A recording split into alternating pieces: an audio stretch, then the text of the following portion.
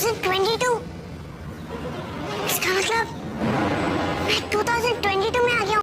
Even I don't believe that I have lived 2022. Wasn't it just 2017 a few days ago? If you too are a kid of 90s or early 2000s, then Star Plus fantasy shows must have left a vivid account of them in your mind. The stories of Vikral catching ghosts in exchange for Gabru's gold coins, Jia getting magical powers on her 18th birthday, Hatim's adventure to find answers to the just 7 questions. All these shows really made me question the true nature of the world. It inspired me to think out of the box as a child. And out of these shows, my personal favorite was Shaka Laka Boom Boom. This show centers around Sanju, the boy with mushroom haircut who had a magical pencil that brings anything Sanju draws into reality.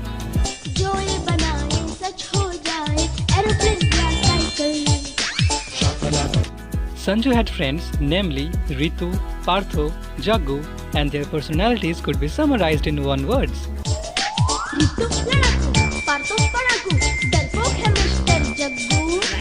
No, he had other friends too. Chandu, Tito, Karuna, anyway. Everyone knows this story. But did you know that this is just season 1? Shaka Laka Boom Boom had 4 seasons in total. But this information is available only to its die-hard fan like me. In season 2, we see an alien called Shan visits Earth and secretly stays with the kids, like Jadoo in Koi Mil Gaya. Shan has magical powers and he saves the Earth from the aliens, as in Star Wars. Somewhat similar. In season 3, we see Sanju goes to a magic school called Jadoo High, where he meets Shan and Zoya, and it does seem a bit inspired by Hogwarts. Really inspired. Copied from. And the 4th season is SLBB 2022, where we see Sanju, while returning from Jadoo High on a magic carpet, gets trapped in a time stop. After a lot of struggle, he unintentionally steps into future, 18 years ahead of his present. So from 2004 to 2022. As I was a die-hard fan of this show, I watched it till the very last episodes. I think it's really peculiar that the year we have been made to dream about as a child is now a part of our history. The show has imagined some visionary gadgets and technologies of 2022. And now that we have witnessed 2022, we can assess how many predictions the show got right and how many wrong. So let's review the predictions one by one and see how precise they were. Let's get going. Number 1. Smeka. As soon as Sanju lands up in 2022, he enters his school, where he hears from this yellow speaker box to keep his security guard Smeka ready. अपना security guard स्मैका हमेशा तैयार रखिए। आपकी किसी भी time security checking हो सकती है। Authorized SM Thomas, Principal. स्मेका? ये क्या है? And when the guards arrest Sanju, they also ask for Smeka. तुमने स्कूल की सिक्योरिटी को ब्रीच क्यों किया? और तुम्हारा स्मेका कहाँ है? The show never clarifies about Smeka, but it could be a smart electronic card, Smeka. Later, when the police looks for the identification of Sanju, they realize that Sanju has no Smeka.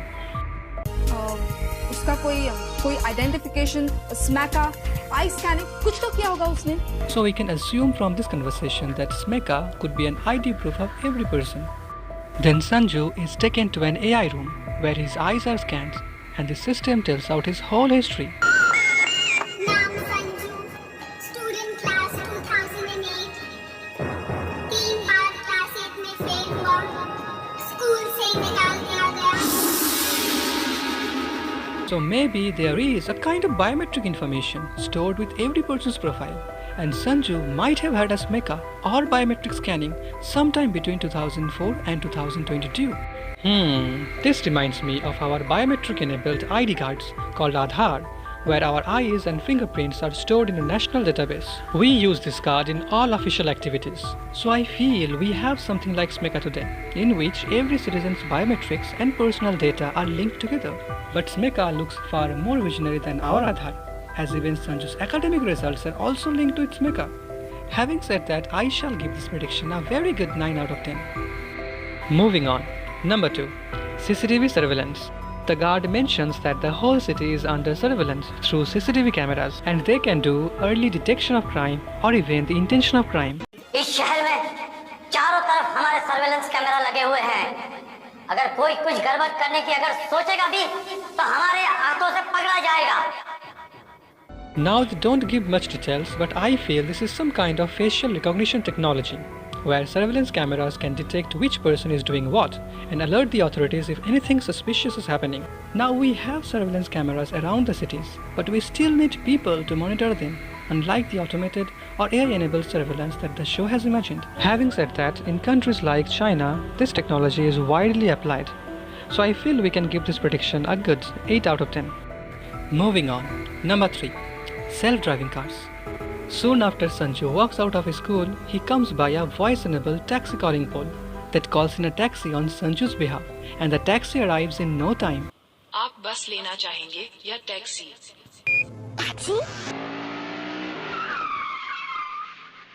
And as you have guessed, the taxi is driverless. It's a self-driving car. Sanju gets a keyboard in the car where he has to enter the address of his destination. Even the car has an AI voice that informs Sanju that traveling is free for children. बच्चा उम्र 11 साल, बच्चों को free transport मिलता है, destination Surf. So Sanju reached his destination free of cost. Anyway, even if self-driving cars are under development at Tesla and Uber, we are nowhere close to its commercial or private usage. At least not in a developing country like India. Besides, our handsets are largely used as inputs, opposed to the keyboards that the show has imagined. And free public transportation is available in many European countries, but unfortunately not in India. If there is anything close to this idea, is Ola and Uber, where you can call a taxi to you. And also a lot of cars are getting smarter each year and having an AI built within. We can take the example of Tesla, but none of these are so abundant and so smooth that the show has imagined. We are still trying to promote electric vehicles. And yes, we have voice assistants like Google and Alexa, but those are built in our phones and devices and are not deployed everywhere around the city. So I feel we can give this prediction a moderate 5 out of 10. In Sanju's 2022, eye scanners are used almost everywhere. Even if someone wants to enter his house, he has to go through an eye scanning device for security concerns. Security cleared. Enter. घर में जाने के लिए भी आई scanning. Well, I don't think we use eye scanners so abundantly, but we have something similar to this idea. We see ID scanners, smart keys, or fingerprint readers, or even facial recognition in many corporate houses today. So I feel maybe not the prediction, but the idea is pretty close. Let's give it a good 7 out of 10. Entering his house, Sanju finds that everything in his house is abandoned. When he steps into his bedroom, he hears some footsteps and immediately hides under the table. Sanju sees that this man in black has a gun with him, and he opens the laptop-like device and starts doing some activity. The screen's display seems to be floating in the air. Well, such a thing is indeed possible with virtual reality, but we still need a wearable device to experience it. Without a screen or device, to create such a display is possible only through one technology, and that is hologram. Holograms can make you see virtual objects without the need of a wearable device, but the hologram technology is still under research and development, and we are nowhere close to its commercial usage. So something like this, quite difficult. Let's give it a moderate 5 out of 10. We find that this guy is a criminal called Sandros, and the police is chasing after him. Police raids Sanju's house, but Sandros escapes, taking Sanju as a hostage. Both then reach an old and abandoned godown. There, Sandros tells Sanju that he is a cyber hacker and an expert in stealing money digitally from banks. Sanju dislikes Sandros because he is a criminal, and both keep arguing frequently. Sanju runs away secretly from the godown, only to meet a few loafers. They start throwing tennis balls at Sanju for no reason. Very strange. But there arrives Sandros to rescue Sanju. Sandros beats the loafers and drives them away. And now Sanju, I feel, starts warming up to him. Just like Pikachu warms up to Ash after he saved him from those wild birds in a fierce battle. Anyone? No? Okay. Meanwhile, the police are in search of Sandros, and we see them use some kind of GPS tracking interface and also an alerting device attached to their bike. Nowadays, mapping and navigation is no longer a problem, thanks to Google Maps. They are getting the display into their goggles, and something similar was indeed launched in 2010, the Google goggles. So this is a very realistic prediction. And remember, this show was made in 2004. Smartphones and modern internet were not so common as they are today. So this is indeed a bold prediction. even though this seems to be very abundant today. So I shall give it a perfect 10 out of 10. Back in the godown, we see them play a video game with a device that Sanju accidentally found in the godown. Instead of a game like Free Fire, they are playing an action game that looks so real, so much real that it seems to be extracted from a movie. The show literally plays a movie and tries convincing us that they are playing a game. Well, the graphics of games have become pretty much realistic today, and gaming consoles are also very common, so we can give this prediction a very good 9 out of 10. Well, we can't give this a perfect 10 as we don't have such hyper-realistic games that looks like a movie with different camera angles. And here comes the big twist. By now, you must have figured out on your own. Finally, they realize that Sandros is the future self of Sanju. They are the same person. Now you see how much obvious it was, but they took 4 episodes to conclude that. Sandros then gives his flashback to Sanju. He says that in his time he had safely reached his home from Jaduhai. After his return, he became famous for his magic pencil. 2 gangsters called Madhavan and Nattuvar came to know about the pencil from news and kidnapped his parents to extort the pencil from Sanju. Sanju informs the police, but ultimately could not save his parents. In frustration, he throws away his magic pencil. After his parents' death, Sanju started living in his friend's house. But because of threat calls from Maddie and Nuts, he even had to leave from there. He could not even focus in his studies due to his life issues, and he was expelled from school. Finally, to survive, he resorted to illegal activities like forging signatures of his father in banks, then signatures of others. And that is how Sanju became a criminal. Sanju became Sandros. How dramatic and traumatic story this is! But Sandros doesn't give a second thought about his past.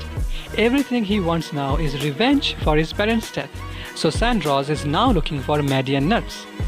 Sandros always stole small amounts only for survival, till the day he got an unknown call asking for rupees 1 crore to know the whereabouts of Maddie and Nuts. Sandros stole 1 crore from an ATM, but this time he is caught by the police. And we know what happens next.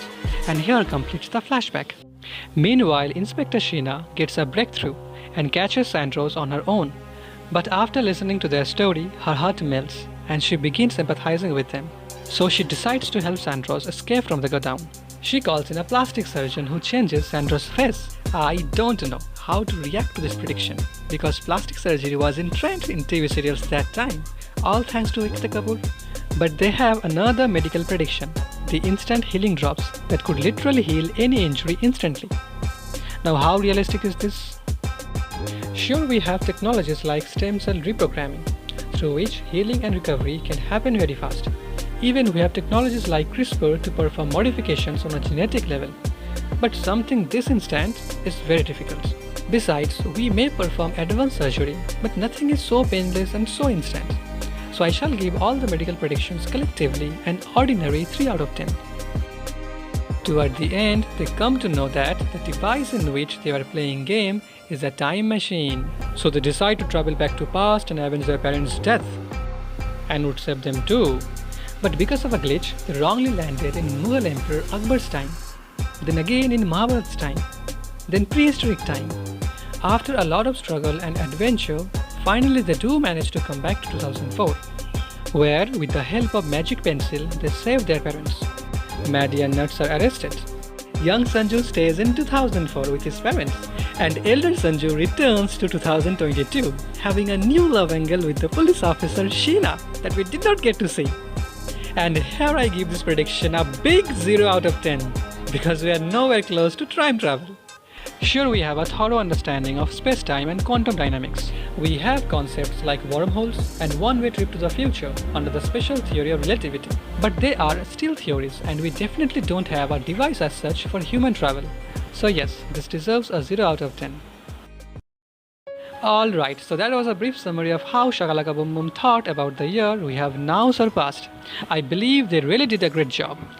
Now some people may think, what kind of prediction is this? The fact that they could not predict about smartphones, social media, virtual reality, what about the historic COVID-19 that they did not include? But I guess it's not about the prediction, but the vision they had within. As a kid, I was much curious about the world around. I loved this show because it wasn't teaching me the morals. It wasn't teaching me the good and bad. It directly challenged my thinking ability. It made me ask questions like, what if an alien visits me? Is there any magical world out there? Or what if we could learn magic at schools, become invisible, or hear the thoughts of people, the things that fantasy allows you?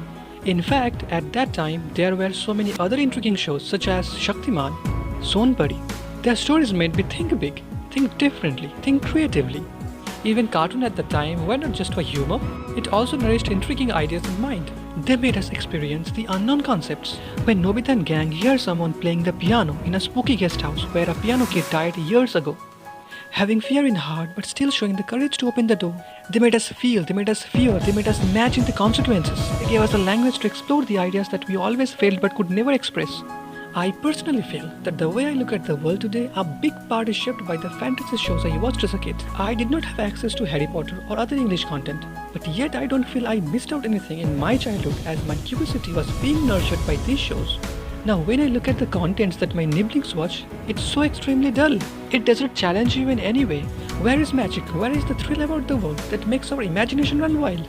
Maybe I found SLBB 2022 so captivating because this is how I think. I keep pondering where the world is going. How would our life be in the future? Would we still live here on Earth? Or would there be a new colony even on Mars? In many Western countries, people have a concept of time capsule where people leave letters for the future. We have documentaries from 1900s in which kids talk about how 2000s would be like. I believe this kind of self-introspection helps us know better about the world we live in. It helps us set common goals for the future instead of exaggerating private lives without any plan, without any goal, seeking attention, seeking validation of own lives from others on so-called social media. I feel being fortunate that someone, somewhere thought this way back during my childhood, that this is a nice idea worth sharing with the kids, concepts that kids need to be exposed to. I feel being fortunate that I was born in SLBB era, that I felt such concepts, because this made me approach 2022 with much more enthusiasm and excitement. I think that was enough outburst. I shall take a leave now, but I shall be back in 2051 to review the movie Love Story 2050 and see how much their predictions got right.